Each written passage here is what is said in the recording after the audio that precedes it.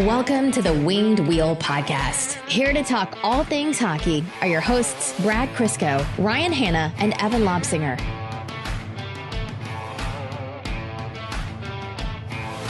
The trade was 1-for-1 and one more player and 2 draft picks. But the point is we won the trade.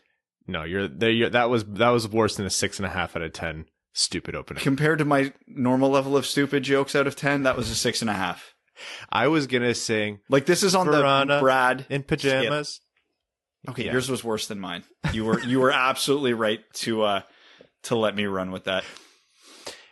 You rated your opening as a 6.5 out of 10 on the stupid scale, and I think that was confidently a 7.5. Mine was a 9, and I'll own that, but I don't think yours was that good.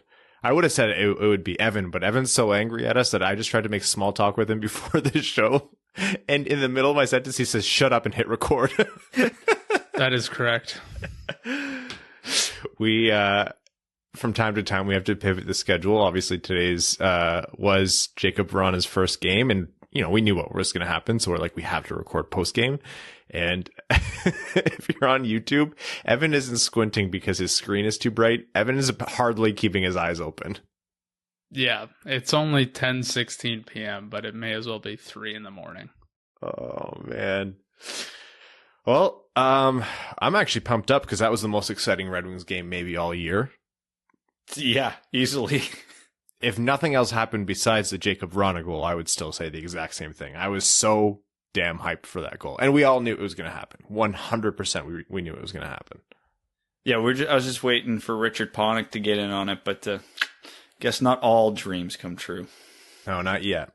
Welcome to the Winged Wheel Podcast. We have a lot to talk about this episode, but before we jump into it, I am Ryan Hanna. I'm Brad Crisco. And I'm Evan. And that's Evan. On this episode of the podcast, we have... You hate when I do that. I don't care. Just make it end. Make it end. On this episode of the podcast, we're going to be discussing the Red Wings game, the victory just now over the Chicago Blackhawks, in which Jakub Vrana scored the game-winning goal. We'll be revisiting a little bit about that trade, some additional pieces that we didn't have an opportunity to talk about last episode. We have a very special interview with none other than Dimitri Filipovic from EP Ringside and, of course, the Hockey PDOcast. Had a good conversation with Dimitri about the trade, his thoughts on Steve Yzerman, and he's generally just going to try to win your hearts back, Red Wings fans. We have some updates for Red Wings overseas and no longer overseas before jumping into some other league discussion and overtime. All right. Before we jump into it, I want everyone to do me a favor and go to jamiedanielsfoundation.org and check it out. That is the foundation set up in memory of Jamie Daniels, founded by Jamie's father and Red Wings lead announcer Ken Daniels and Jamie's mother, Lisa Daniels Goldman. They strive to end the stigma of substance use disorder and provide support to those struggling with the disease or who are in recovery. So go check that out. More to come on that. Okay. Jakub Vrana's first game, sitting in the penalty box to serve one of multiple too many men penalties. We'll get to that in a little bit. Comes out of the box flying, takes the perfect pass. And I'm not saying this to be funny, a Mantha-esque finish on the breakaway. Like, that was just the perfect shot. And the best part of it wasn't the breakaway. It wasn't the shot. It was the celebration and how happy he was to score. Yeah, the rare emotion after a goal in Detroit. It's been fun this year. It hasn't been all that fun this year in that regard. And boy, was pumped, which makes me happy because, quite honestly, this team lacks a little bit of personality. So if Jakub Vrana comes as advertised, more of this, please. Lots more of it. The goals and the sellies. You talk about personality. It's funny because leading up to this game, we've just been seeing clips of Vrana from like the Washington Capitals Cup parade, or like the picture of him. He had like the Stanley Cup tattoo on his like forearm near his wrist, but he was pulling his t-shirt sleeve up to show it off. And it's just like, oh, this guy's just a straight up himbo. Like, he's just a straight up hockey meathead. We love it. It's hysterical. if we were to just take what Capitals fans sent us about Jakub Vrana going into this, I would have just assumed he was hammered all the time. Like Mickey Redmond levels of just never coming down from his good time. It is important to note, and we looked this up before the podcast, and as well, I think Ken said it on today's broadcast. It's actually, if you want to pronounce it properly, Jakub, but he says he's okay, or even prefers just Jacob or Jake. So Jacob or Jake Vrana is what we'll go with. Jakey it is. Brad, jeez. Oh, well, it's better than, anyways. Yeah, God forbid we pronounce his name properly. Well, you were just saying Jakub, and that's not how you say it. Is there actually an emphasis on the oob? Yeah, he says Jakub. That's more fun. Don't tempt me with a good time, Ryan. You're insufferable. Evan, please help me. I can't even find the mute button, so I'm not sure how much help I can be. Don't give Evan all this shit here. I'm normally actually almost asleep by now, okay? Just be happy I'm here. The emotion he showed, obviously it's exciting to see a player score his first goal in his first game with a new team. But when you add in the context of Jacob was not getting the minutes he wanted in Washington, he's obviously playing on a stacked team. He very publicly, or very, publicly is, I guess, the right word. He wasn't in Laviolette's good favors, much like Mantha often in the doghouse, and felt he could have a bigger role. I don't think it's a perfect analog to Mantha. I think Mantha got, much more top line minutes and better deployment than Vrana. So for Vrana to come in, do this, and start out with a goal is just so huge for his confidence. And if you're bringing in a guy who, I don't want to say he wasn't the centerpiece of the deal. He was one of them, him alongside the first round pick. But if you're bringing in a guy where it's not definite that he's going to be part of the future long term, it really just depends on how he performs, and he finds that motivation to perform. That's massive. It upgrades the trade. And I'm not, speaking too far into the future here, but it's just, this falls firmly under the you love to see it column. Yeah, and we do have to be a little careful over the next few games in terms of talking about motivation levels and stuff like that with Panik and Vrana, because there always is that immediate boost when you get with their new team. Like just tonight alone, Vrana scored, Mantha scored, Taylor Hall scored, Anders Bjork scored. Like, it happens. Guys get to a new team, they get all jacked up, and you see better performances. And tonight, for the most part, Vrana looked as advertised. For half the game, I didn't know he was on the ice. Then he had a couple flashes where he made some things happen, and that's what we were told to expect. Like, hey, he's not going to light up every shift, but when he does something, he does something. So it was good to see that nobody was blowing smoke up our ass, and that he is really good, and that this is exactly what we should expect going forward.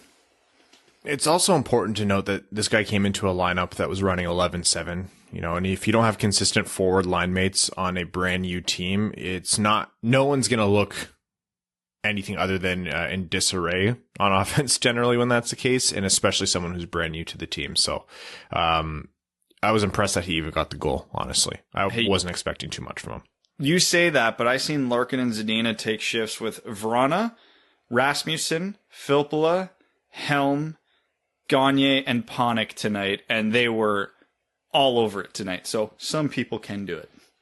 Those guys, like Larkin and Zadina, both together and individually, are just on another level lately. Especially Zadina, I'm annoying with how much we preach about it, but just those little things in his game that he's doing right and better. And sure, the production and the goals aren't coming right now, but anyone who's watched hockey knows it will. If he sustains this, it will, and it will in a big way. This is how you build yourself into a productive player, a dominant player on the ice, and he's doing it on all ends. That one shift where he, skated with the opposing rush down the sideboards, that beautiful one-handed stop to strip the puck and then turn and generate the offensive chance, that was phenomenal.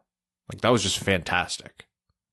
Once he figures out what stick he can dial the sights in on, it's going to be unreal. Because that's the thing. He's had the chances. He's just not hitting them. So there's guys who get in a slump and you can see the puck bounces over their stick, or it's not coming to them. It's not finding them. He's getting the chances, which is step one. So it's good that that's happening. He just either hits the defenseman or misses the net way too damn often, and that is not going to be a permanent thing. We've talked about his shooting percentage regressing to the mean, and it is still comically low. So he was, I think, a 13% shooter last year. So even if he averages off to about 10%, I think his, like, no lie, I think his goal total doubles this year. So it is worth keeping an eye on. Yeah, in a year where everyone's numbers are down, you're not going to sweat too much as long as what the player's doing on the ice is good and improving. I mean, not everyone could be Adam Ernie, who continued his point streak, I believe. I think he got an assist on that Rasmussen empty net goal. He did. And we didn't talk about it because we recorded before the game because it was the trade deadline recap, but he also had, that incredible performance last game too. The Adam Ernie experience has just been the most wild ride in the world, and I know someday it's bound to come down, but maybe it doesn't. And maybe Adam Ernie scores 100 goals a year for the rest of his career. I've never been more happy to be wrong. I've never been more happy to be wrong about when to give up on a player. And I had on Adam Ernie. I had a lot of hope for him last season that we could see flashes of offense like this. And after we didn't see it even at the start of this season, I was like, it's probably time to let him go, and, gave up too soon. This isn't going to be sustainable, but I think I'm not sure if I said this on the podcast or on Twitter. If he can do half of this, a quarter of this even, and play those meaningful shutdown defensive minutes on the third or fourth line as well, that is great depth. That's the kind of depth I want on the Red Wings. We talked about the kind of 5-on-5 defense the Red Wings lost in Merrill and help me here. Who am I missing? Merrill and Nemeth. Yes, thank you. Ernie has, similar defensive impacts on offense. Sorry, as a forward, I should say. So, good on him. Another player who's continued to do well and was rewarded with an empty net goal today, Michael Rasmussen. Yeah, he actually showed two brief glimpses of at least average playmaking ability, which was a nice development because to this point in his career, I've seen none of that. Even the nice assist he had to Adam Ernie in the last game against Carolina, that was a wraparound attempt that he just didn't stuff in, which is fine. If you create a chance someone puts in the rebound, you still should get the credit for creating that chance. But yeah, he made a couple nice passes today, got rewarded on the empty net goal. Still looks good in the cycle. Still leaves me wanting off the rush and still leaves me wanting in the slot and in front of the net just because that was his thing and we've really yet to see it at the NHL level. But again, just to temper expectations on Rasmussen because everybody seems to think he's a top six forward now. He's not. I still don't think he ever will be.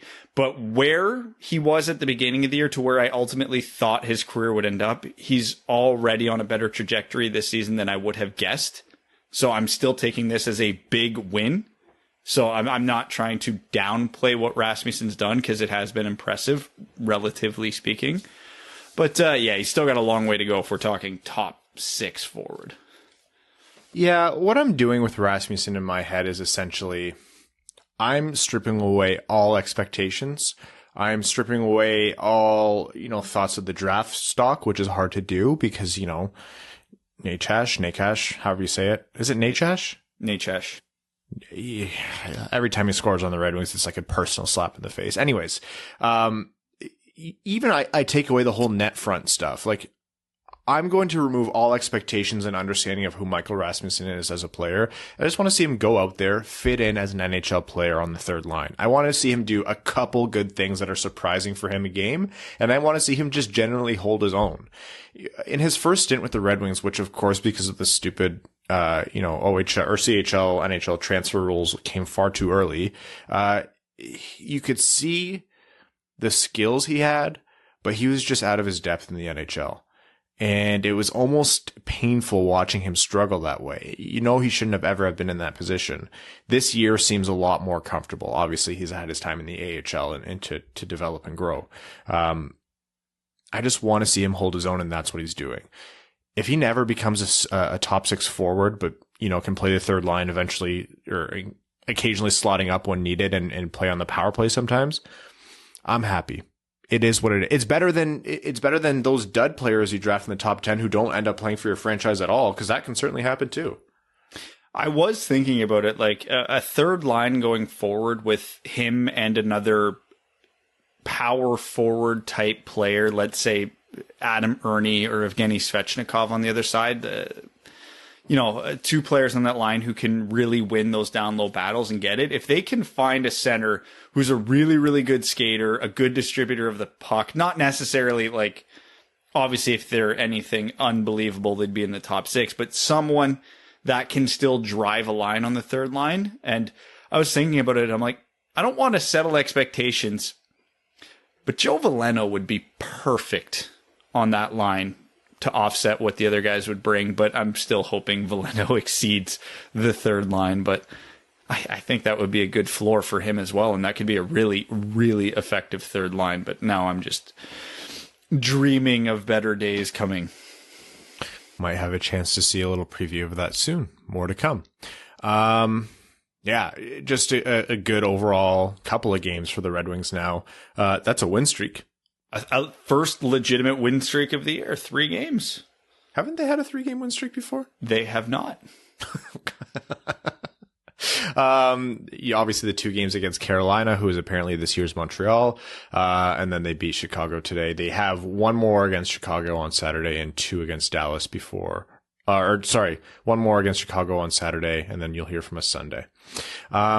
All right. I want to talk about something regarding the trade, a couple things regarding the trade. First of all, the coverage of the trade afterwards brought up a lot of conversations about the Red Wings timeline, because that's what obviously the reasoning that was put forward as to why the Red Wings moved Mantha. He's a good player. He's on a good contract. Sure, he's not having a great year, but that doesn't mean they, gave up on him. It was just Washington made a great offer, and it made more sense for the rebuild because Detroit doesn't feel like they're going to be good enough in time to take advantage of Mantha's best years. All very sound. It's something you've heard us talk about and debate about and bring up on this podcast for months and months and months now. Then the comments came afterwards about, well, Larkin's not much younger. So are they going to take the same path with Larkin now? And in a vacuum, I understand that thinking. I mean, Elliot Friedman was the first one to put this forward, and Fried was very careful to say that's just his personal opinion. I don't think this is, a test balloon put out by someone in the know just to see. I think it's genuinely was just his opinion. I can't believe I'm going to be the one saying this, but I think when you talk about trading Larkin, that's when you have to take an emotional stance on it. You cannot strip away absolutely everything from a team. The fans need a reason to believe in the team. He's their captain. He's the identity of the Red Wings right now. He's the Michigan kid. You don't just trade away every good player because the timeline isn't perfect. Sure, I personally have preached maximize assets. That's why I advocated for moving Mantha, even though I'm a big fan of Mantha. But with Larkin, I don't know. I feel like that'd be a bridge too far. I feel like that's too far to the extreme, and I don't see it being fruitful for a lot of different reasons. Well, I think what this is ultimately going to come down to with Larkin is what are his expectations on his next contract, and that's the cold reality of this business, because he's going to be 27, 28 when this contract's done. If he wants 8 years, that's a non-starter. Like that, I don't even entertain that, because you don't want to sign someone who, as good as Larkin is, will command big money into their mid to late 30s. That has proven to be an awful idea time and time and time and time again, unless your name is Alex Ovechkin or Sidney Crosby. So I think there's no reason to get rid of Larkin now. You need to keep some players around. That, even in a rebuild, you can't burn it to the ground like Buffalo did, because look what happens. You can't have an entire team, as much as we would all love to see it, of all players under the age of 27. That's also not realistic. So you have to hang on to some guys. And again, if Larkin's reasonable on his next contract, man, yeah, he's your captain. You keep him around. And even if he's not contributing at the level he is now, and into his 30s, he won't be. That's the reality of it. But he's still productive. great. There's not much of a conversation to be had there. But if he's like, yeah, I want my next contract to be $8 million a year over 6 years, Steve Yzerman is going to go, okay, let me think about that, hang up the phone, and then start dialing other GMs. Like, well, that's probably going to be the reality of the situation, no matter what we want to say about it emotionally. If the contract demands are reasonable, Larkin sticks around. If they're not, he doesn't. And that's just what I think it's going to come down to. I am almost 100% confident that assuming Larkin wants to stay and Yzerman wants to keep him at the time, I'm 100% confident that it'll be a reasonable deal. You want to know why? Steve Yzerman. Yeah. He's done it time and time and time again. Look at every big name he locked down in Tampa Bay. Look at the Stamkos contract. Look at the Point contract. Look at the Kucherov contract. It's absolutely insane. It was actually frustrating as a fan of a team in the same division, watching him do it again and again and again. There is the influence of the no state tax in Florida on those contracts, absolutely. But it's been publicly known, and it's come through in a lot of different negotiations, that Yzerman will stand his ground and he'll do what is best for the team, the cap structure, and whatever, shrewd move he's trying to make. And this isn't to project that Larkin's going to be unreasonable. I think Larkin has bought into this. Larkin is a big believer in the Red Wings. Watching him talk about, losing another one of his best friends in Mantha on the team was actually heartbreaking. I felt really bad for the kid. Athanasiou got traded, then Mantha got traded. Like, these are his friends. But still, after all of that, he talked about how he wants to win in Detroit, and this is what it takes to win in Detroit. Larkin bought in. And what do we always talk about with drafts? Yzerman wants to pick the Yzerman guys, people who play his kind of game, people who are his kind of character players. Larkin is the prototypical Yzerman player, works his ass off up and down the ice, and is a stand-up guy. I don't see Yzerman moving him. It's not that it's even a serious conversation, but I just know outside observers and non-Red Wings fans are talking about it because of the age and the timeline thing, but it just doesn't add up the same way Mantha did.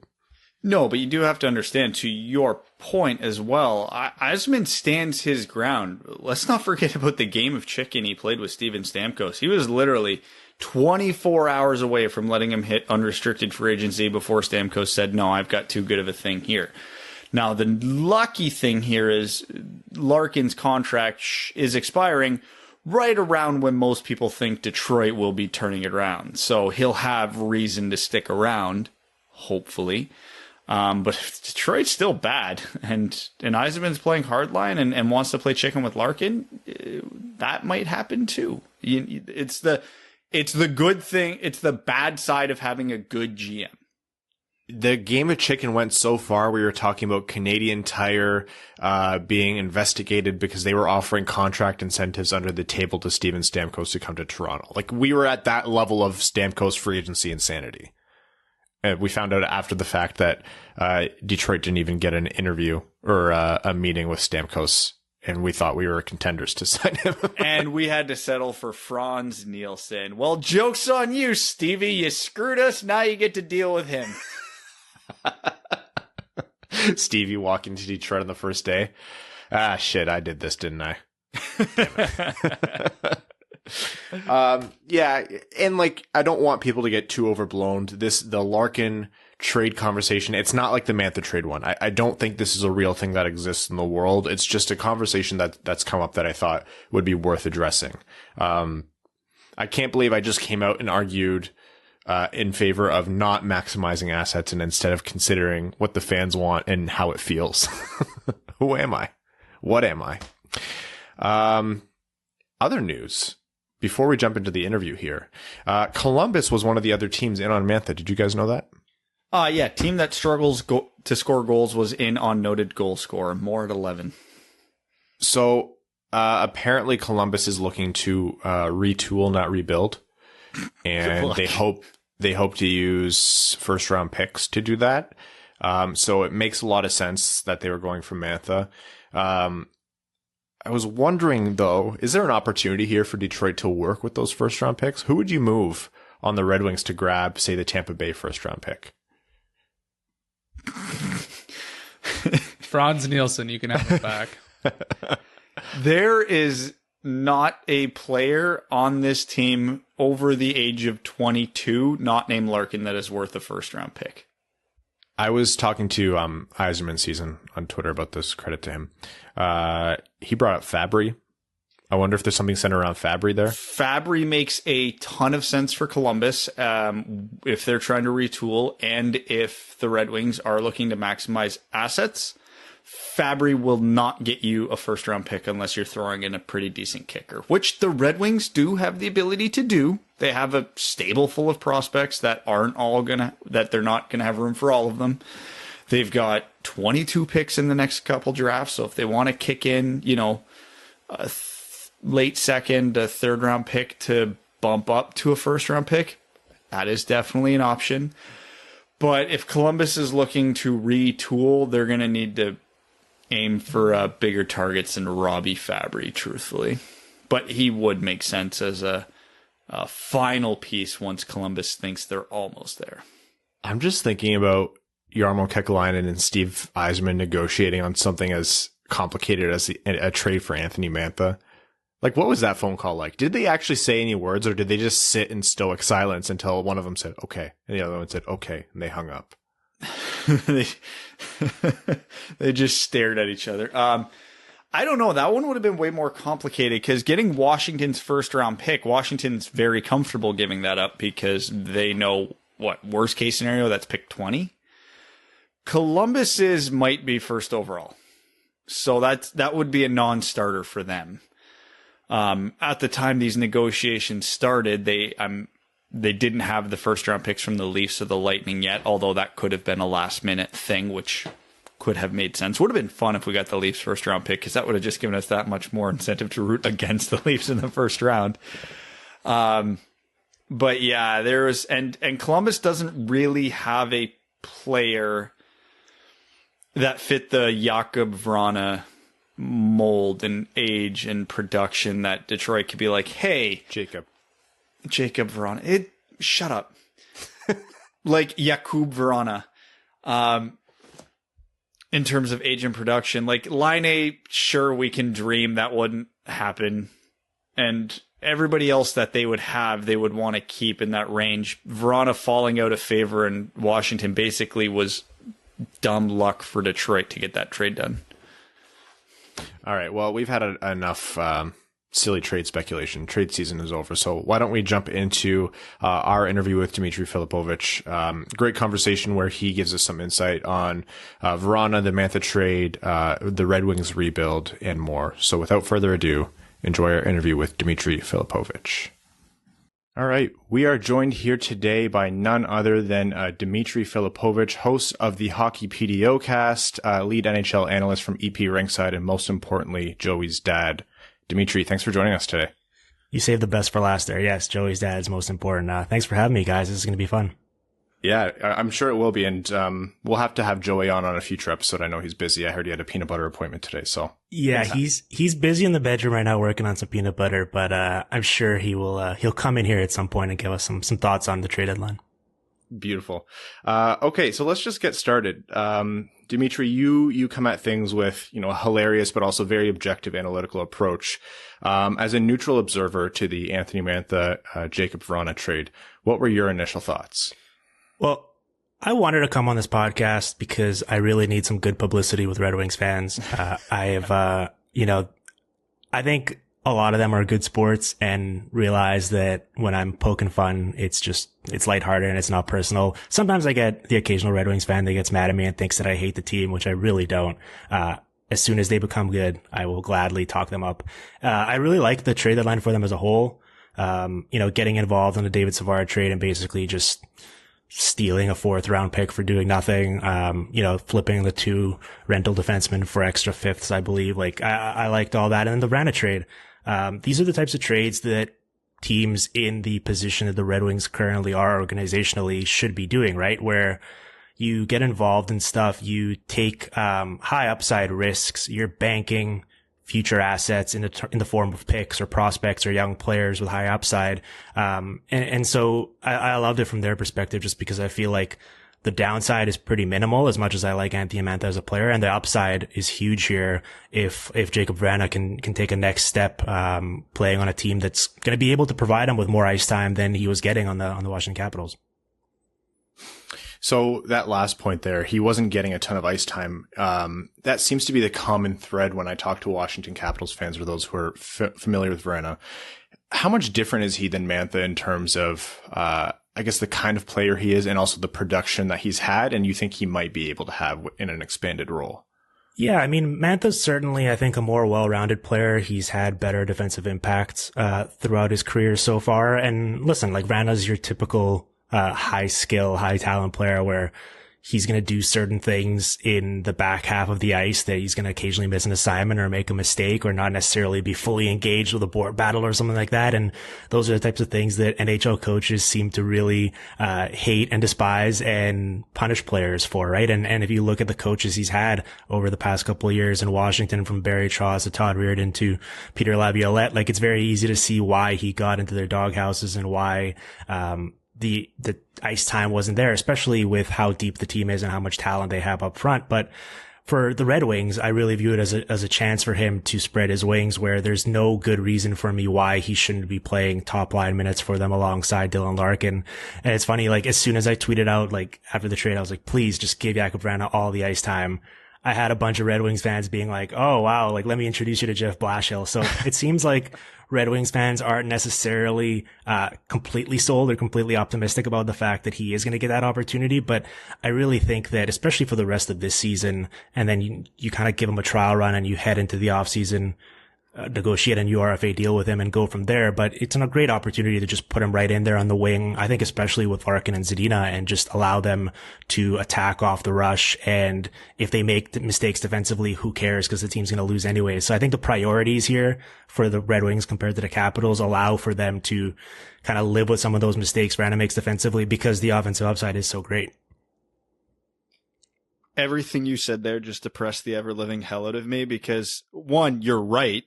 Two, in line rushes at practice yesterday, Vrana was skating with Filppula and Rasmussen.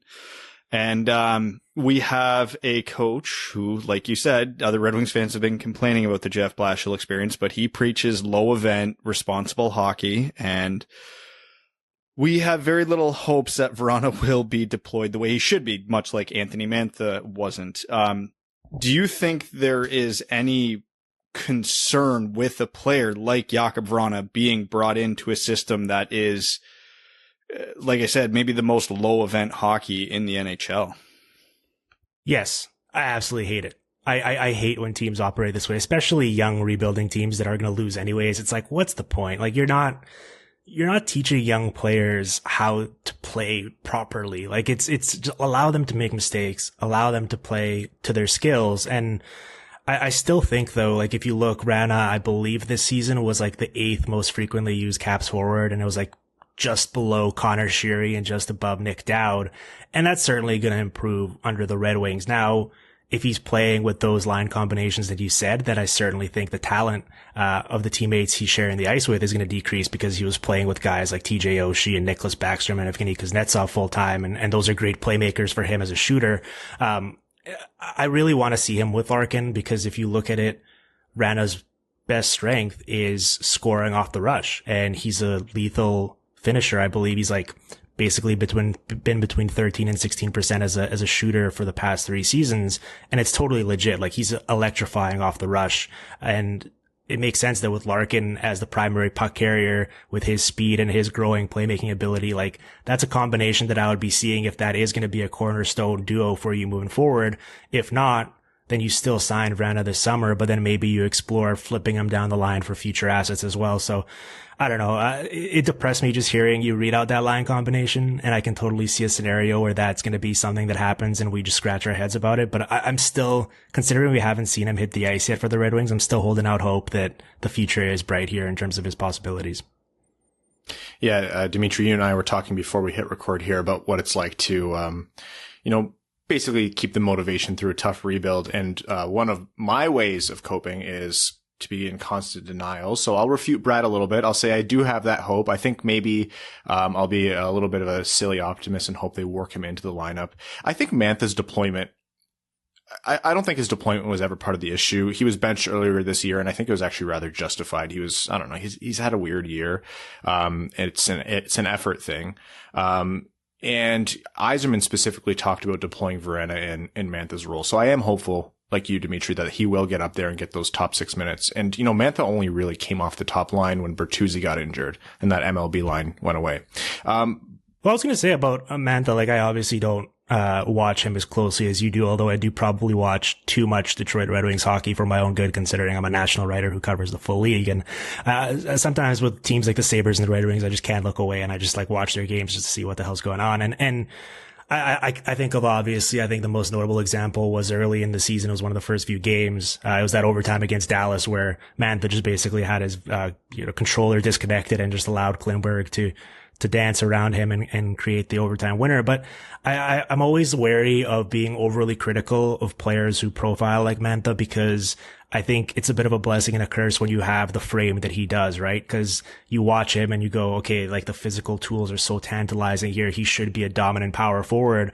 But it's also very easy to kind of, just look at that and be like, oh, he looks kind of lazy out there. He looks like he's not putting in the effort. And it's just because he's like bigger than everyone else, so it looks different. Like you can watch a 5'9" player and they look like they're working so hard and they're so gritty around there, but ultimately they're not really accomplishing much more than Mantha is. So I never really know how to evaluate players that are like as big as Mantha is, because I feel like our eyes sometimes kind of deceive us in terms of their effort level. Now, getting back to Vrana, tying into what you just said about Mantha, one of the things we've heard coming from a lot of Washington writers and national writers about him is, much like Mantha, he's a very inconsistent player, but in different ways. So we've seen, and again, Ryan the Eternal Optimist, and bless him for it, but we've seen time and time again a high-skill player come into Detroit, miss a defensive assignment, have a bad turnover, and then he gets benched, he gets scratched. It's a trend. Dennis Cholowski had a bad turnover last game and he didn't see the ice the rest of the game.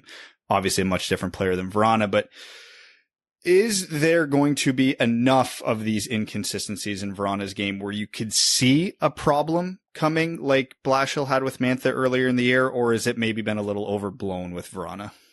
I mean, it's possible considering it's 3 different coaches now basically in Washington that seem to not love him enough to give him full flight 5-on-5 usage. But at the same time, I just I don't know, maybe this is wishful thinking, but he's such a dynamic offensive player that he doesn't need to be consistently great on every single shift, right? Like he could have a bunch of off shifts and then he just goes out there and he creates a goal from scratch. And that's significantly more valuable than a player who's working really hard every single shift, but ultimately not creating much. And so I think, especially for this team, considering the talent deficit they're currently at and the fact that they're going to lose anyways, I really don't see why you would punish a player like him, especially since he's already 25 at this point. Like he's been in the league for a number of years. It seems bizarre to me that Jeff Blashill would use this as an opportunity to draw a hard line and teach him good habits. Like this guy's been in the league for a number of years. He's won a Stanley Cup. He's scored a bunch of goals. This isn't a guy who's coming up from Grand Rapids and is a 20-year-old. Like I just embrace what he is as a player, shelter him a little bit, play him with other talented players and get the most out of him. That's the whole point of what a coach should be doing, rather than trying to make him be something that he's ultimately not. The line, it seems bizarre to me that Jeff Blashill would blank has been used quite plentifully. But no, that's a really good point. You brought up his age, and I think I want to get your perspective. You're a national writer, so rebuilds are obviously going to be a popular topic. Buffalo it's a little bit of a dead end. Detroit's been an interesting case study in that. What did Yzerman walk into after Ken Holland? How long is this rebuild going to take, etc.? They moved on from Mantha, not because, Mantha was in the doghouse, even though he probably was, but they moved on from him because it was a timeline thing. They thought this team isn't going to compete while he's still in his prime. Let's maximize value. How do you evaluate that? And I guess the more important follow-up question is, where does Vrana potentially fit into that? Do you think the best case here is for them to flip him even if he goes off? Or if he goes off, should they integrate him into the core? I mean, that's just a tricky question, because normally I would say that by the time a player is like 24 years old, for the most part, what they are at that NHL level, because I think we found through studies that the prime for NHL players is probably much before we used to think. We used to think it's like, oh, between age 28 and 30, that's where they're really going to figure it out. And it actually happens a lot sooner. And at the same time, with a guy like Vrana, we haven't really seen him be used to the point where he's just regularly a first liner, and then he either makes it or he doesn't, and then we can evaluate him from that. So he's clearly skilled. He hasn't been used properly, in my opinion. And so I would need to see him in that usage, at least for the rest of the season, maybe into next year, to really figure out whether he is what he was in Washington or whether there's more room for him there. I was a bit surprised by those comments in terms of the reasoning for moving on from Mantha being the timeline, considering that Vrana is only about a year and a half younger. At the same time, though, like, he's going to be an RFA this summer. They're probably going to be able to get him for a reasonable figure because his counting stats have been suppressed just because he hasn't been playing that much in Washington. And so they can figure out what they have in him the rest of the way. And then at some point, if they determine that he's ultimately capped as a middle six guy who is a defensive liability, they can surely flip him for future assets down the line. But I do still think the door is open here for him to be a legitimate future piece for them, depending on how he meshes with a guy like Larkin. So I understand it from their perspective because the risk is pretty minimal. Like, he's a legitimate asset. They'll be able to get something for him if it doesn't work out in Detroit. But the upside is so significant that, like I said at the top, these are the types of trades that I would be making if I was Steve Yzerman. Ever since the Mantha trade, to kind of get a little philosophical with this, I think it was Elliot Friedman mentioned now he wonders about Larkin's future, given Yzerman's comments about the timeline, and Larkin being pretty close to the same age as Mantha. I think he's a year older than Vrana, a year younger than Mantha. And obviously every Eklund type website on the planet has now been reporting trade rumors for Dylan Larkin. Obviously the Red Wings rebuild isn't all that close from, being where we want it to be. Most estimates have it anywhere from 3 to 5 years before the Red Wings are consistently competitive. Obviously, Larkin will be in his late 20s at that point. Vrana will be in his late 20s at that point. Where do you sit on, do you need the quote-unquote good vets in the room, even if they're past their prime, just to get a team over the hump? Or is there some logic to, let's just get as young as we can and see where it takes us? I mean, I guess the context is important. Like, if the player is still good and you're not necessarily paying a premium price for them, I'm all for having good veterans in the locker room to show your young players good habits and how they should train and how they should approach it as professionals and all that. But I think for Yzerman, like, the reason why this trade made sense with Mantha was he was dealing from a position of strength in terms of leverage, right? Because they have Mantha, or they had him under contract for the next 3 years at 5.7 or whatever, which is really affordable.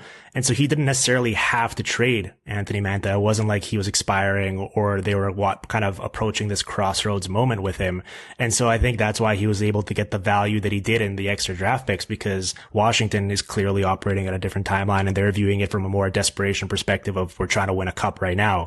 And so I'm sure Yzerman was like, all right, well, if you want me to make this trade with you, like, I'm going to need some better value. And that's why he was able to get what he did. So, it obviously all depends on, like, what you could get for a guy like Dylan Larkin, but I definitely don't think you need to be, sort of galaxy braining this right now and being like, all right, we need to trade him right now just because 4 years from now he's going to be older and we still might not be very good. Like, he's a good young player right now. You need good young players, especially as you bring, these guys into the lineup, like a Lucas Raymond and a Morris Seider. Like, you don't want to just bring them into a situation where their best teammate is Valtteri Filppula, you know? Like, you need actual good players so you can get a better sense of how good those prospects are. Like, I think that's where teams fail a lot here when they rebuild. They bring young players into situations where they're not surrounded by any talent, and then when those players struggle, they misevaluate him and think, okay, well, this young player sucks just because he can't produce, when in reality, they didn't really give them a fair fighting chance. So I think having players like Dylan Larkin who are really good right now and figure to still be really good for a number of years is an incredibly valuable asset for the Red Wings as they bring in some of these younger prospects to kind of help make life easier for them talent-wise. Yeah, and Dimitri, I do feel bad because you came onto here in the hopes of having an opportunity to win the good graces of Red Wings fans, and we just lobbed a "should they trade Dylan Larkin" question at you, so we're not making it easy. So how about something a little bit simpler? What's your overall take on Yzerman as GM of the Red Wings and how this rebuild is going, and what do you see moving forward? I love Steve Yzerman.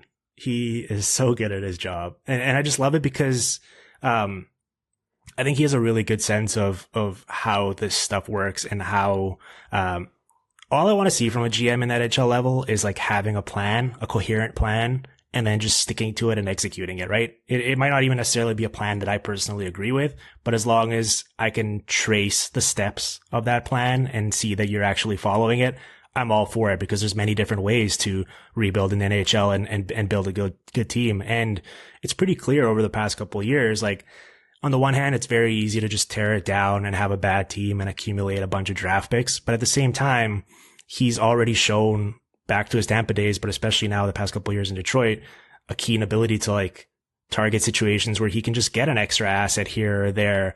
And that's what rebuilding teams should be doing. So the fact that he got the number of future assets that he did at this deadline with minimal, intriguing pieces to work with, like, that's all I want to see from my GM if I'm a rebuilding team. And so, I think they're certainly on the right path. It might take longer. Like when you start hearing them acknowledging that, Anthony Mantha as a 26 or 27-year-old right now doesn't fit into their timeline. I think that's a bit concerning for fans, because the prospect of having to wait another 4 or 5 years, like, that's a long time.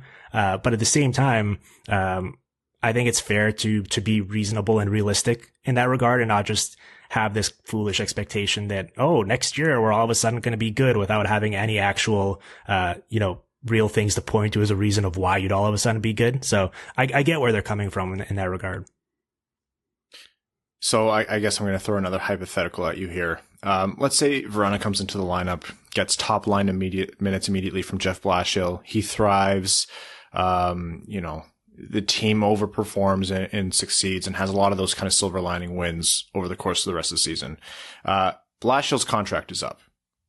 What do you do this offseason if that's the case? Would you be in support of holding through with him, or are you, again, and I understand you might not have a firm pulse on Blashill as a coach, would you seek out another coach for the Red Wings? I think I have a pretty firm grasp of Jeff Blashill as a coach. I think I've gotten a good sense of it over the past however many years. I don't have it up in front of me right now. Do you guys know what, in terms of like the longest tenured coaches, I think he's like really high near the longest tenured guys, right? Yeah. It's pretty crazy to think about. It was amazing last year where I remember I would tweet, there was a stretch where, like 4 or 5 coaches had been fired between Red Wings wins. And, I'd always tweet it out and people would be like, Jeff Blashill wasn't one of the 5 that was fired. And I was like, well, like, what's the incentive for the Red Wings right now to be getting rid of Jeff Blashill? Like, they're not trying to be good. They're not even hiding that fact. Like, it's fine. But at the same time, as you bring in these younger players into the lineup, if he is mishandling them and punishing them for making very understandable mistakes and not allowing them to develop properly, then that's where I would have an issue with it. So I'm not sure. I think there's a lot of good coaches that are available right now to be hired, but at the same time, they're the types of coaches that would probably want to be coaching a good team with a bunch of veterans, and I'm not sure that would be a right fit. So I don't know. Like, how do the two of you feel about Blashill and his staying power here? I don't know, Brad. Do you want to go first on that one? Yeah, I might as well go, because all our listeners know where I stand. I personally, without trying to sound too dramatic or insulting, I've been off the Blashill wagon for at least 2 years now, and that's not even necessarily a shot at him as a systems coach.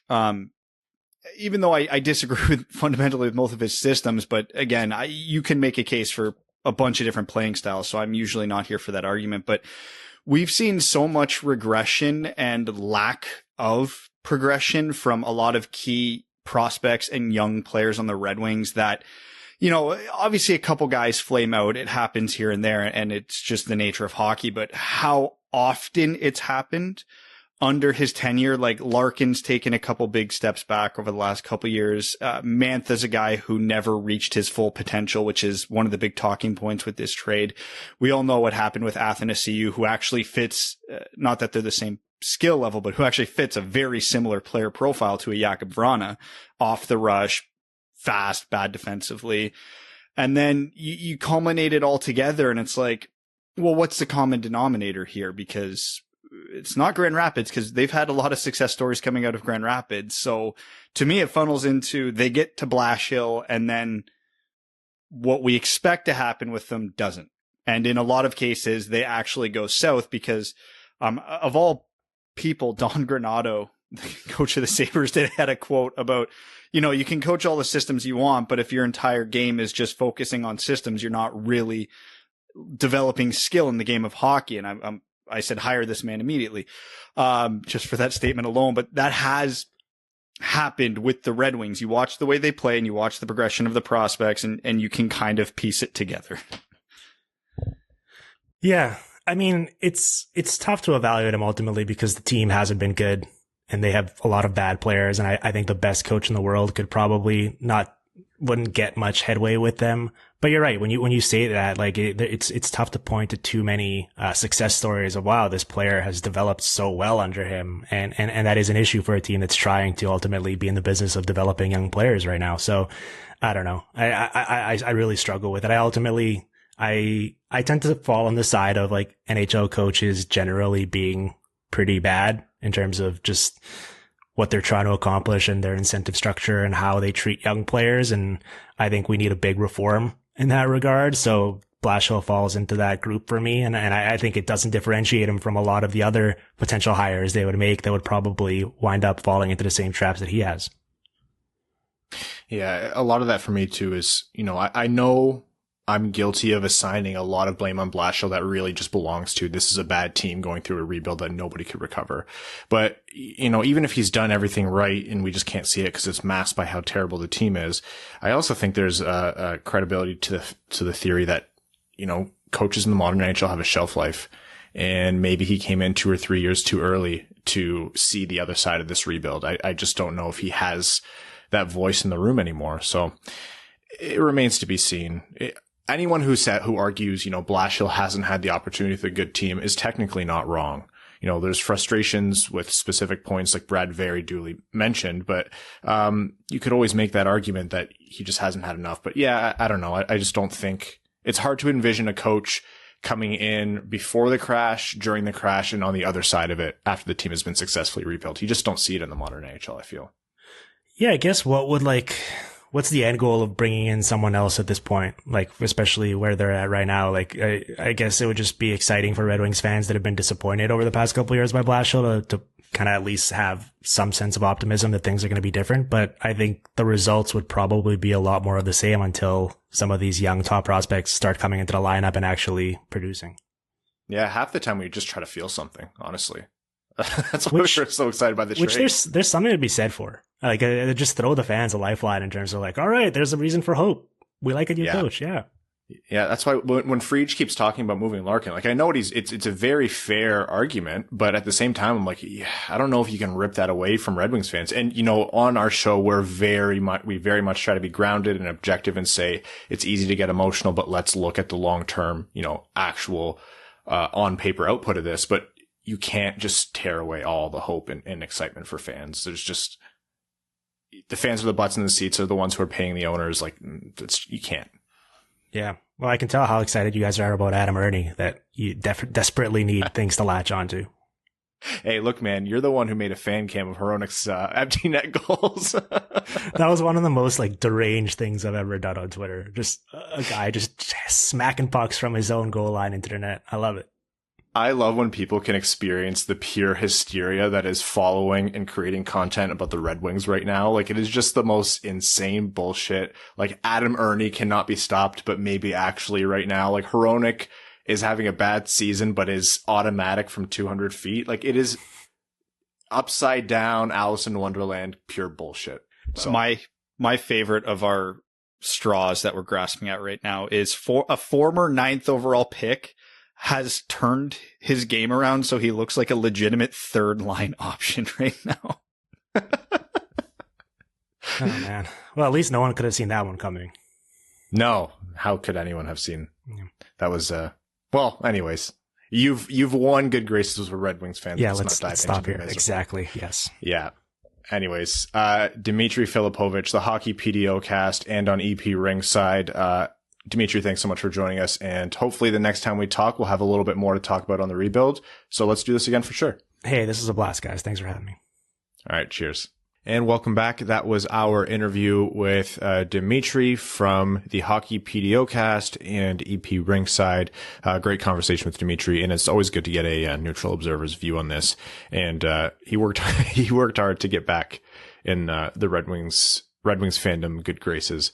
I think if you start with "I love Steve Yzerman," if a phrase starts with that, then you know you're both working hard and accomplishing winning everyone's hearts and minds who maybe were pissed at you for trolling justifiably the Red Wings. Although half of the Red Wings fandom is just trolls.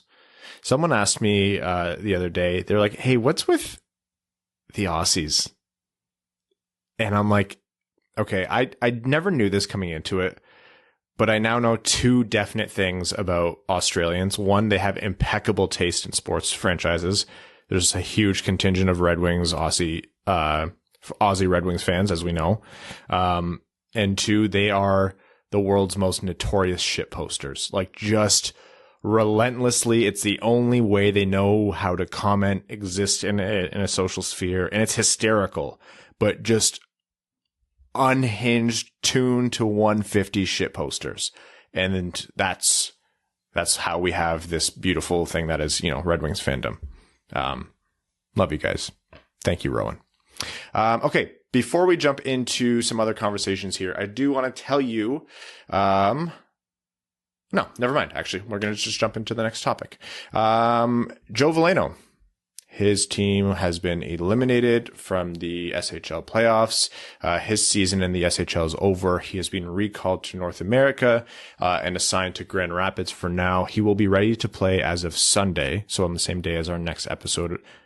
That should be what it works out to with his quarantine, provided nothing goes awry. Well, Grand Rapids game was canceled tonight, so, good sign there. Do we see Joe Veleno's short audition in the NHL to close out the year? We should.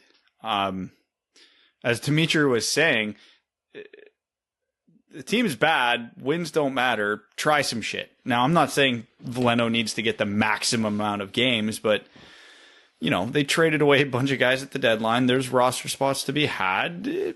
Toss him in there for a few games just to get his feet wet. I'm a big believer in just get to know the league. You put him in a game against Carolina, Tampa, Florida, just 2 or 3 games.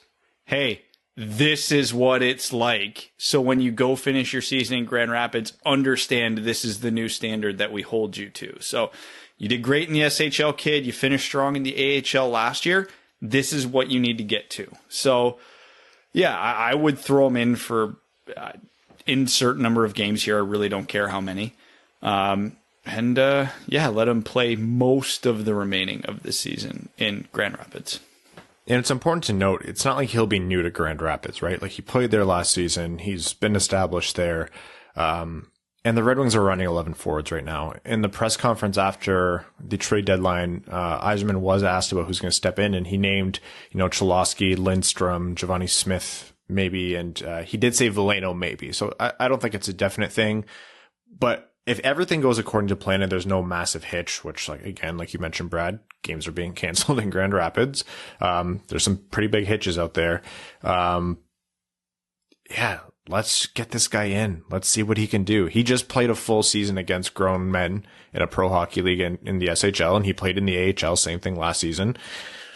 Let's get his audition. Just a few games, just for fun, just to feel something, So, like Dimitri said, just give fans a reason to watch. That's it. I'm hopeful. I'm actually pretty confident that we might see it, but fingers crossed as Veleno watch continues. Seider watch. As expected, Rogla has been an absolute beast. Steve steamrolled for London in the SHL quarterfinals and have moved on. It was a season sweep or a series sweep. That means Lucas Raymond is eliminated. His team is eliminated, as well as Elmer Soderblom. Do we see Raymond? My intuition says no. No, because him and Soderblom didn't get into a game in that series because they were both out with injuries. So I'm going to say slim to no chance we see either of them this year. Yeah, just the process of signing contracts, getting them over, quarantining, et cetera, et cetera. Like, I know Raymond was apparently looking at playing if the season went long or the series went longer against Rogla, but I have to imagine they'll want him to just recover, get that elbow healed properly, and have a good, strong offseason where he puts on a ton of strength, builds up his speed even more, builds up his shot strength even more, and be ready to come probably to Grand Rapids next year. He'll be at camp, of course, but next year will probably be a pro season in the AHL. Could be. I wouldn't be surprised if they get him to ride out another season in for Lunda either. You think so? I could see it. It's what league do you consider to be better, the AHL or the SHL? I'm not so concerned about better. I'm more concerned about exposure to the North American game and proximity to Detroit. I agree. I would rather him be in the AHL, but I don't think that's a foregone conclusion yet. You want to bet money on it? No. Evan, do you want to bet money on it? I have no money anymore. Why? Where'd it go? Did something happen? Yes, I decided to put it into a structure that's built with brick and mortar. Idiot. It's not stonks. You should have bought GameStop. Or what's the crypto going off right now? Dogecoin? Yeah, we should get... we can't make a good coin name with our podcast, can we? No. P-coin. Let's avoid that one. Oh boy. Any other news around the NHL before we jump into overtime here? What else is happening? Oh, Anthony Mantha. Jeez. The same way we knew Vrana was going to light it up for Detroit, we knew Mantha was going to do this with Washington. Why we put the disclaimer out last episode. This is exactly what we were expecting. Okay, first, it was a gorgeous goal, the first goal. He had another goal tonight, a nice redirect in, but the first goal was that goal was very show Washington fans what you're getting with Mantha when he's on. The discourse that followed, I immediately muted the conversation on those tweets. Oh my God. You cannot draw any conclusions from a single game. I don't care whether you loved Mantha or hated him. What a stupid argument. He's playing on a better team with better players where he gets more space. Yeah, it's more likely that he's going to score. There's literally nothing else to it. You can't say anything about Blashill or Laviolette. You can't say anything about systems, really, because Mantha doesn't know the damn systems. He's out there just doing his best right now to not screw up and doing a good job of it. It's genuinely just he's playing with better players. He's hyped up because he's on a new team. Of course, he's motivated. The exact same thing that we saw with Vrana tonight. There's nothing else to it. Everyone, I understand it's been a little bit of shitty weather lately, but oh my God. Guys, please. No, we are absolutely here to live and die on small sample sizes. Yeah, we absolutely are. I'm still just so pumped up by that Vrana goal, though. The moment I saw someone streaking on a breakaway, I'm like, it's Vrana. 100% it's Vrana. And then I saw the shot. I'm like, oh, that's Vrana. Yeah, Darren Helm got so amped up, he got a breakaway in the third period and didn't even touch the puck. Did Taylor Hall score today, speaking of Darren Helm? Yes, he did. Oh, look at that. On a breakaway. Good for him. He was literally worse than Darren Helm on breakaways over the past couple seasons. I think someone put together a highlight reel. He was a travesty. Yeah, what was it? Over the last two seasons, nobody in the NHL had more breakaways than Taylor Hall, and he scored on 0 of them. That is... Oh, man. So he had one of those half breakaways tonight where he was in front of the defender, but the defender was right there, but he actually scored on it. But that wasn't... We got to talk about the nicest goal of the night. Danny DeKeyser, after 2 horrific giveaways tonight, just has the nicest pass of his career to Troy Stetcher, who doesn't even go for the wraparound, just the backhand tuck, short side. Oh my, what was that goal? I saw that pass. I'm like, that literally reminded me of like Cale Makar, Quinn Hughes, like look one way and then snap the puck across the Through like the slot. 5 players. And it hit Stetcher in stride on the tape just as he got free. What was that? You know where that goal came from? Because you had just tweeted, I never know what Danny DeKeyser's doing with the puck. No, because he had 2 plays in like a span of 5 minutes where it wasn't even that it was a bad giveaway. I couldn't even comprehend what he was attempting on those plays. And then he does that. Also, Stetcher, neat little tuck in. Like it was a tidy little goal. His laugh after he scored that slap shot that shouldn't have got in was us watching Adam Ernie through this entire streak. Like we're laughing the exact same way. I love Troy Stetcher. It is so easy to like that guy. We are going to have to protect him in the expansion draft, aren't we? Yeah, it's fine by me. I'm perfectly happy with that.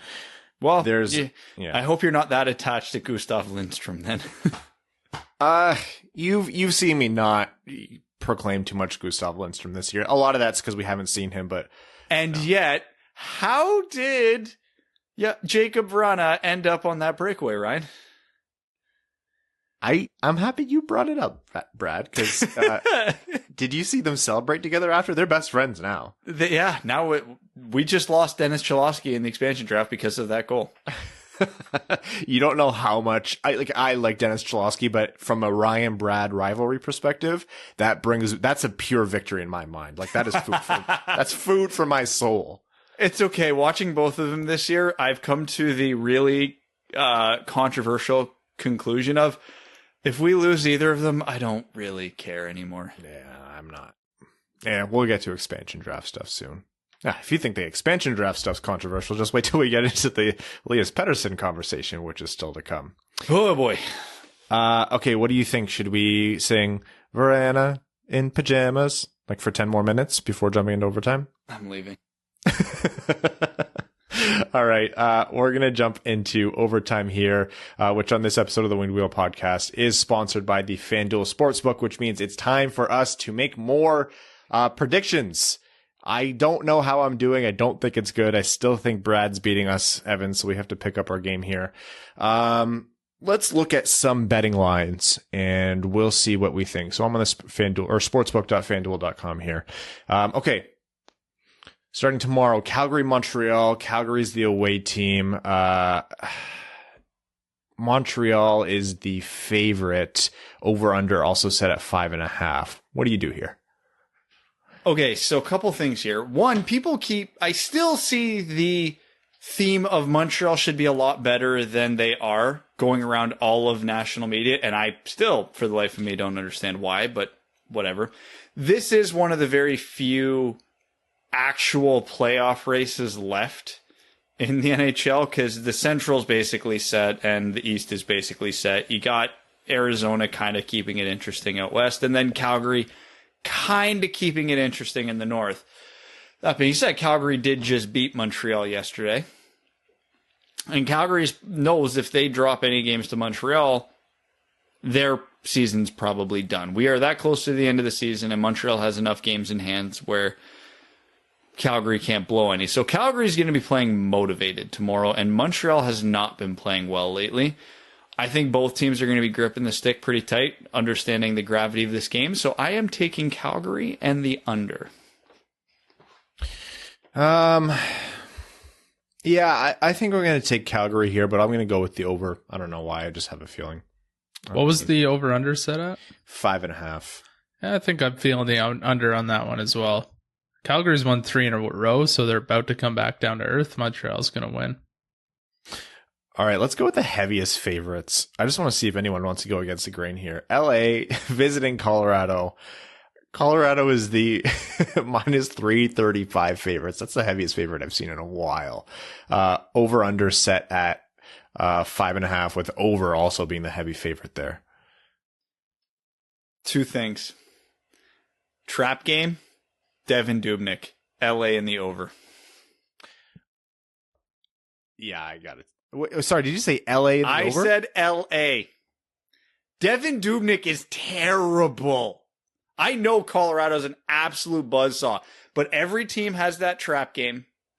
And with Grubauer being on the COVID list, Colorado's goaltending sucks. So if there is ever going to be a favorite where there's a good opportunity to cash out on a payout this big, this is the game. Like, not that I'm saying LA is a lock here. Far from it. Bad goalie, trap game. This has the makings of making some people some money. I'm going to go with the safe Colorado over, just because I want to be right against Brad. I didn't think Dubnyk was bad in his first game, and I think if there's any team who can sort of shelter a bad below average goalie, it would be Colorado. So I'm going to take Colorado in the over. To be fair, in their defense, LA is not a basement dweller this year. Oh, apparently they are. I think it's more, just about how good. It's more about Colorado. Colorado's just an absolute truck right now. All right, Islanders visiting Boston, with Boston being the favorite, and the over under set at 5.5, and the under also being the favorite. I'm taking the Islanders. The favorite? Yeah, I'll smash the Islanders on that one. Yeah, that's absolutely. Is there something we don't know about the Islanders? Could just be that they're away, or that Boston's heated up. In a season where home ice advantage matters less than any time before? What is home ice advantage like this year? Has anyone run the stats? Is it significantly reduced? Should look into that. I was actually reading something that over the last 5 years, in general, it's been trending downwards as teams just get smarter about travel. I see a huge impact in soccer. Like, when I watch soccer, I'm just like, that has like European. It has a massive impact on the game. Like, watching Liverpool games right now is depressing for multiple reasons, but it's like, it is a different game the way they play with no fans there. And I mean, in the NHL, home ice advantage still gives you the advantage of the matchup, but I don't think there's a single team in the league where the matchup matters less than the Islanders. Like, they will just smother you no matter who's on the ice. So Boston, Rask and Halak are still out. How long are Vladar and Swayman going to hold up as two rookies in net? The Islanders are ahead of the Bruins in the standings, which is why I'm confused about this. Yeah, I'm taking the Islanders, and I don't know what the over-under is. I don't remember what you said, but it's the Islanders, so I'm just taking the under. Yeah, it's 5.5, and that's the favorite there. Yeah, let's do that. I think that's a unanimous decision. Seems like it is. All right. Check out the FanDuel Sportsbook. Download the FanDuel Sportsbook app to get started with a risk-free bet of up to $1,000. Sign up with promo code WWP so they know the Winged Wheel podcast sent you. That's FanDuel Sportsbook, promo code WWP. You must be 21 and older and present in New Jersey, Pennsylvania, Illinois, West Virginia, Indiana, Colorado, Iowa, Tennessee, Virginia, or Michigan. First online real money wager only. Site credit is non-withdrawable and expires in 14 days. Restrictions apply. See sportsbook.fanduel.com for details.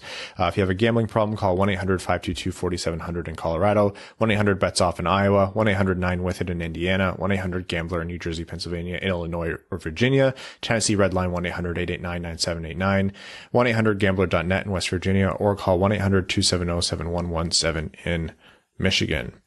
All right, overtime.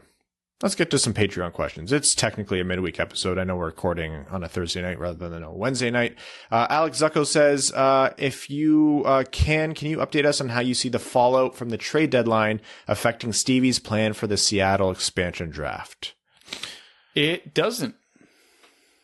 He might try to leverage other teams for more bad contracts, which he absolutely should. And he's done it effectively 3 times now this season, leveraging bad contracts for picks.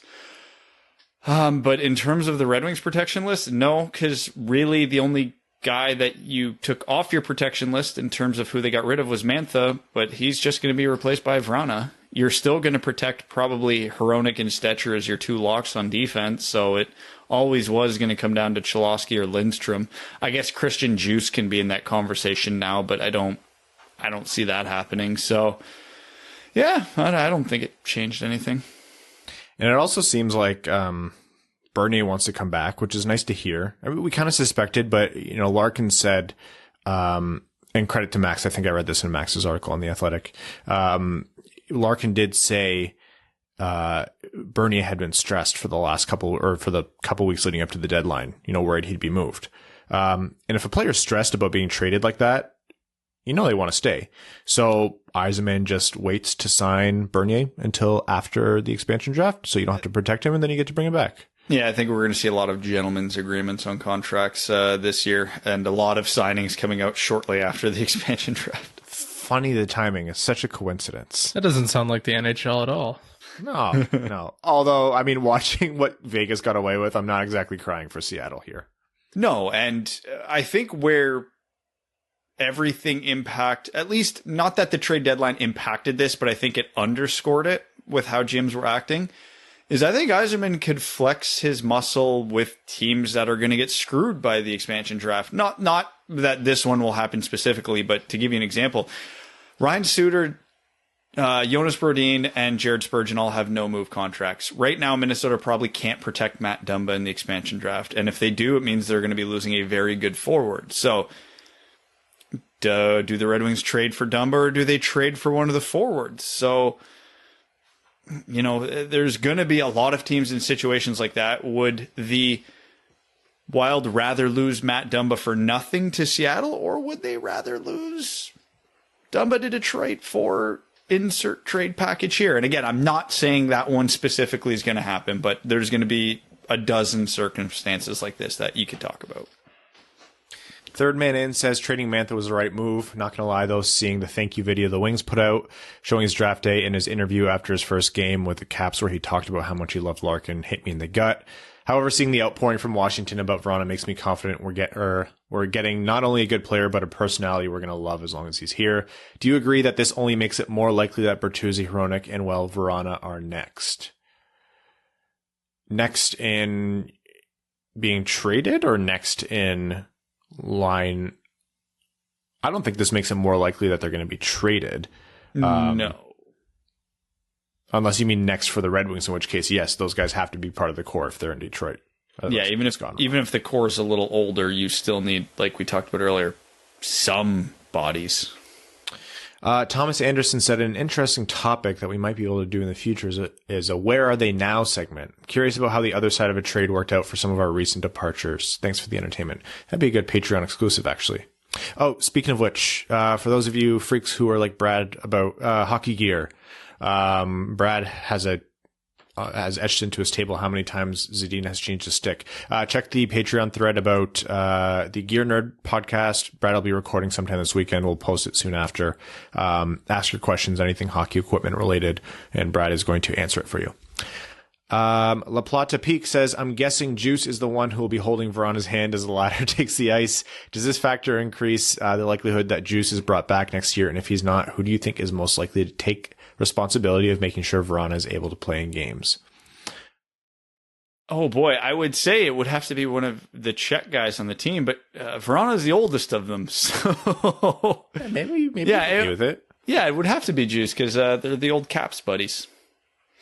Matt Whip, Evan, this is a question for you, says, given your golf expertise, how good do you think Vrana is at golf? Is he an upgrade to Mantha? By the way, can we get that Patreon exclusive live stream of Evan golfing?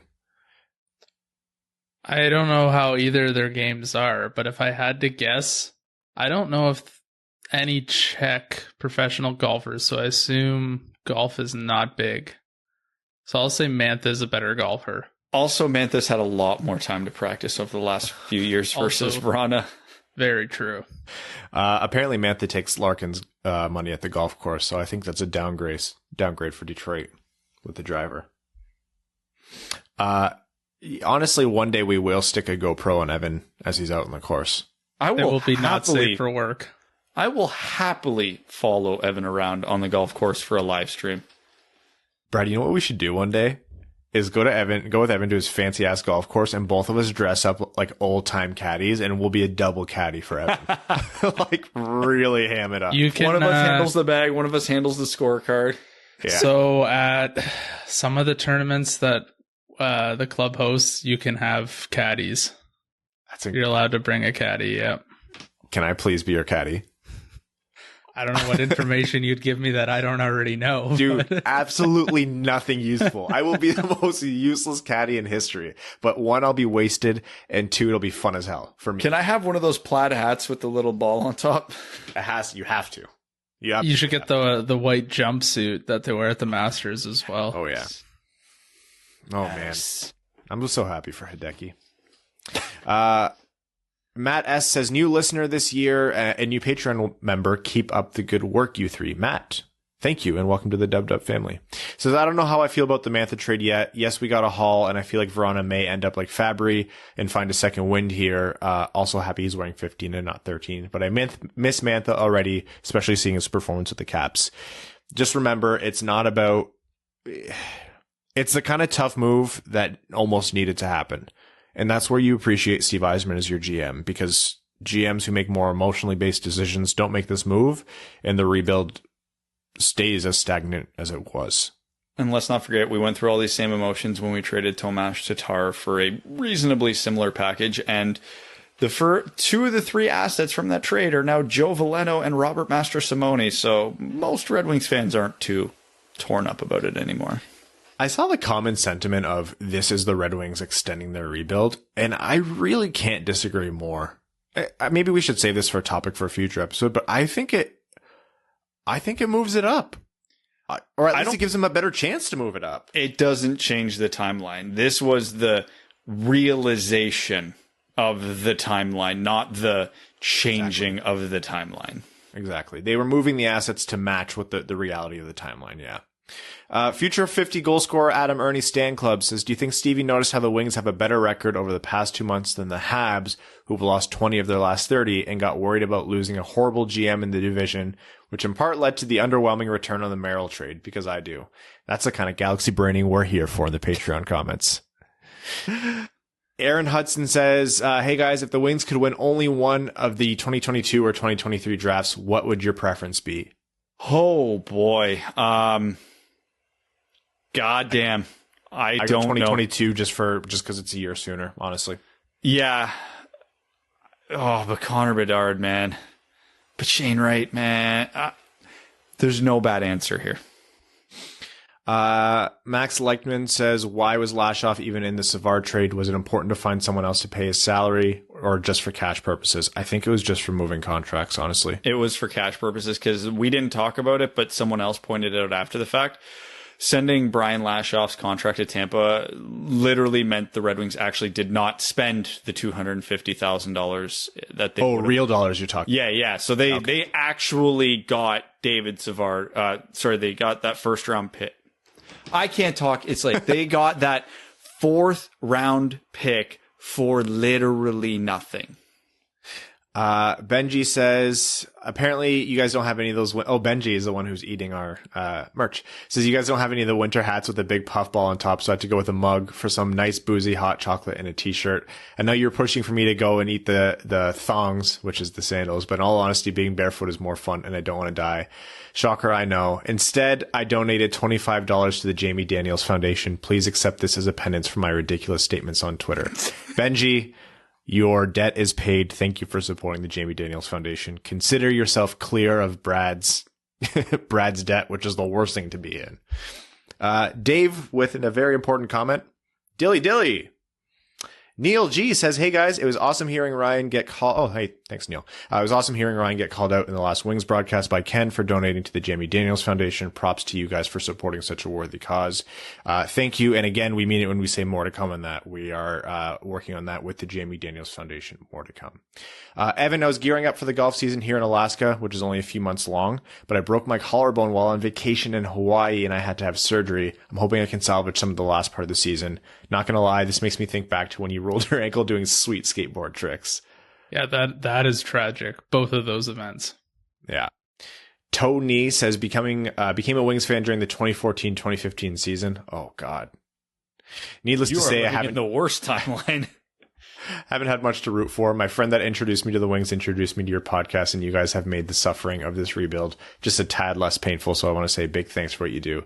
Well, Tony, no one can ever say you're not a real fan. You have gone through the worst of it.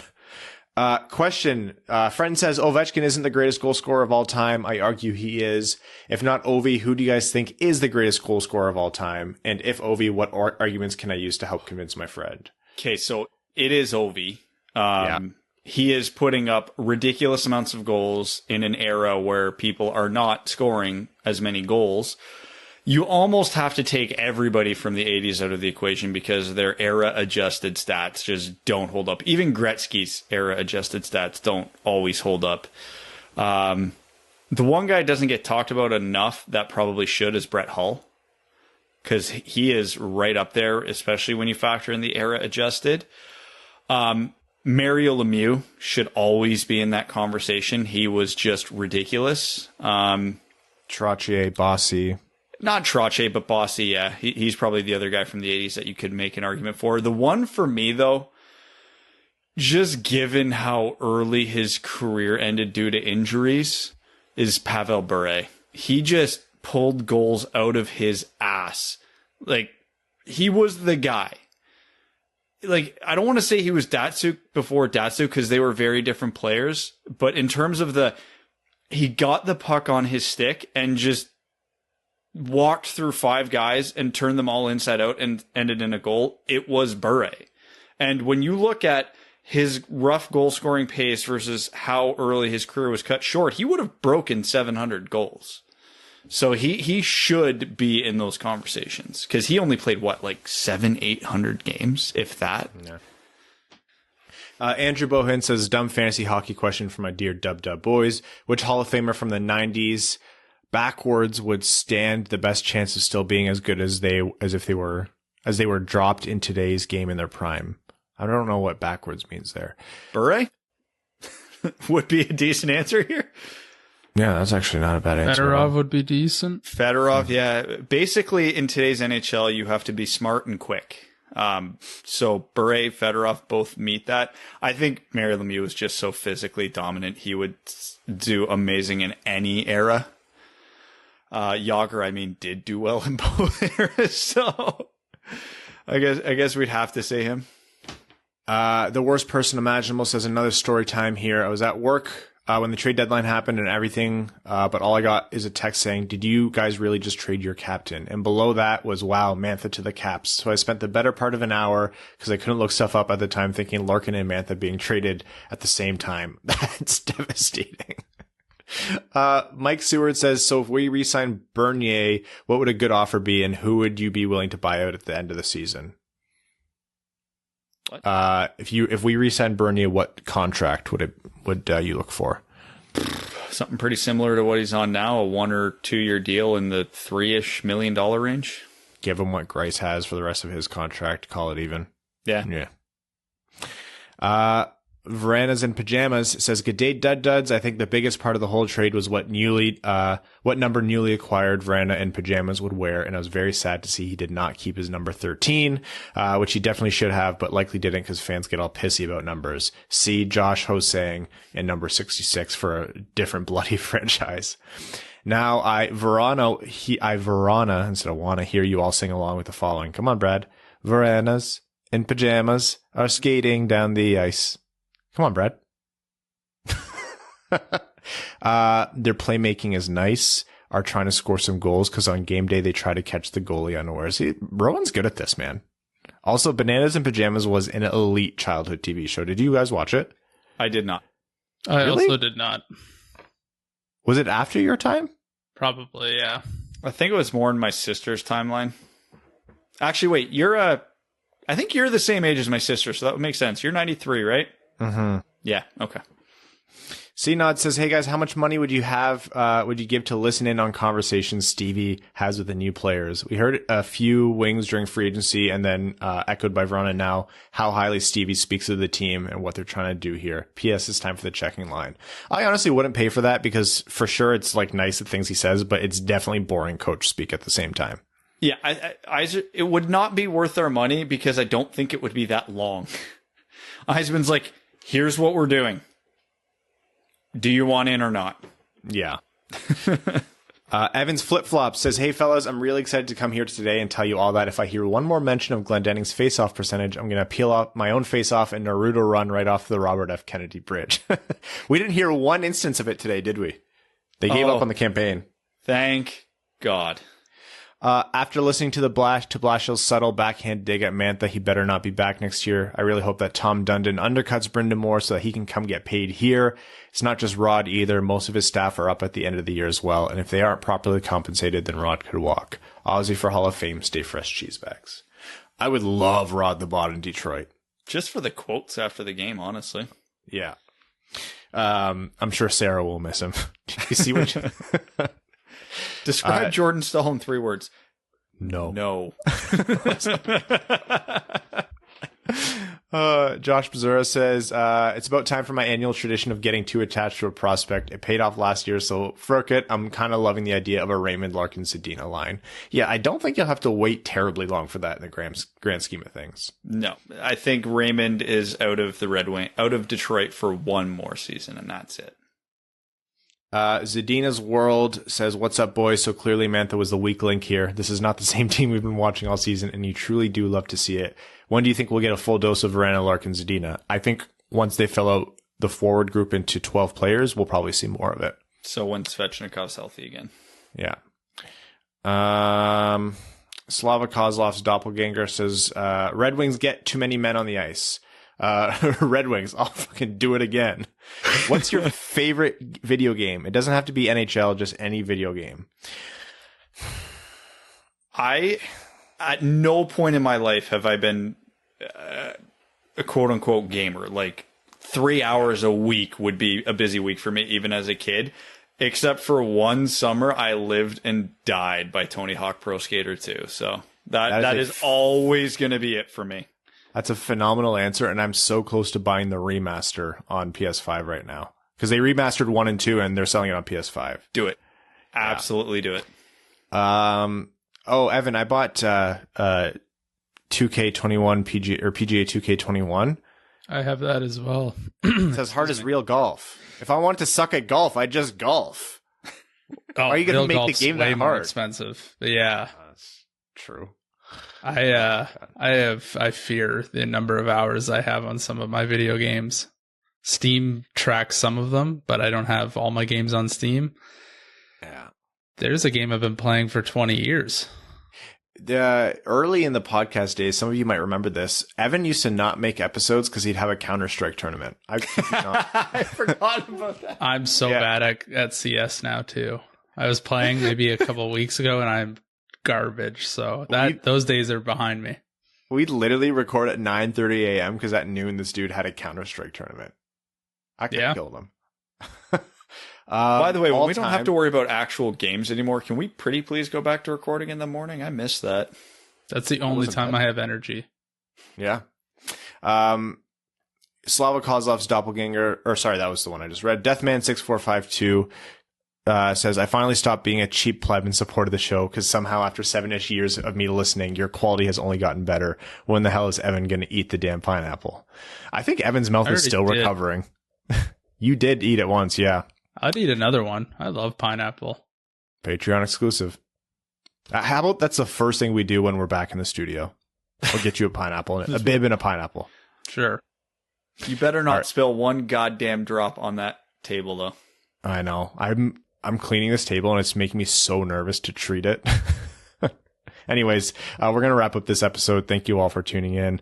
We'd like to thank all of our name-level sponsors, Arjun Shanker, Yves Bartel on behalf of the Sarah Grand Foundation, Brett Bailey, Terry, driver of Evans Folkwagen, Taylor Tadgell, Brendan M., Citizen High Five, Craig Kibble, Evans selling dirty shoes on OnlyFans, TM, Greach, Hana Lee, Hassam Al-Qassem, Jacob Turner, Jake Kiefer, Jeremiah Dobo, Joe Santangelo, Kalen Wood, Cody Stark, Kyle Hashman, Luke Johnson, Matt McKay, Matthew M. Rice, R.A., Ryan Hubbard, Scott Martin, Zach Spring, Andrew Bohan, Sam Bankson, Adam, new name level sponsor, welcome. Aggressive Viper, new name level sponsor, welcome.